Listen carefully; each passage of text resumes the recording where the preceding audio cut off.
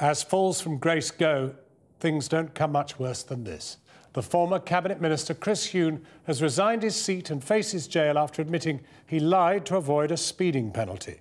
Mr. Huhne had spent more than a year proclaiming his innocence, repeatedly denying that his ex-wife had accepted points on her licence on his behalf.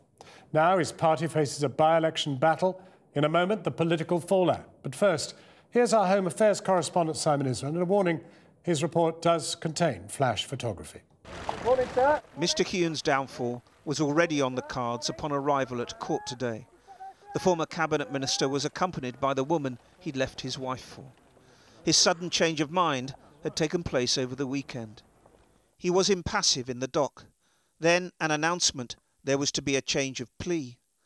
Mr. Huhne stood up while his co-accused, his ex-wife, remained seated. Guilty, he said, to the charge of perverting the course of justice. Outside, he was uncharacteristically brief. I pleaded guilty today. I am unable to say more while there is an outstanding trial.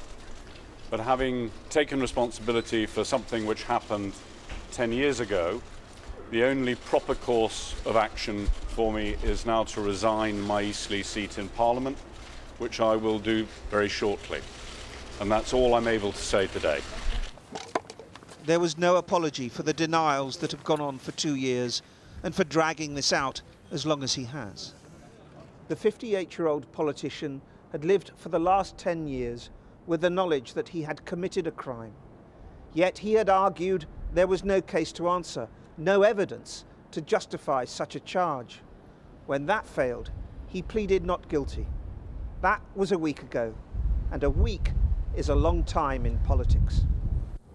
The seeds of his denouement were sown back in March 2003 on the M11 from Stansted Airport to London. Huhne, as an MEP, was a frequent flyer, so a regular motorway commuter with a free airport parking bay. One March night, the speed camera snapped the car. The prosecution's case was that it was implausible for anyone else to have been the driver, that the MP had a propensity to drive too fast, and that he was on 9 points, just 3 away from an automatic ban. And then there were the angry texts from his teenage son, Peter. We all know that you were driving, and you put pressure on Mum. Accept it or face the consequences. You've told me that was the case, or will this be another lie? I have no intention of sending Mum to Holloway Prison for 3 months. Dad. Are you going to accept your responsibility, or do I have to contact the police and tell them what you told me? Discuss it with Mum. It's not about her. It's about your accepting your responsibility to me. Huhne told police his son was simply taking his mother, Vicky Price's side, and was in a very distraught situation. There were far more insulting texts that revealed the agonies of a family breakdown, agonies which are far from over. Miss Price's trial on the same charge of perverting the course of justice will begin tomorrow.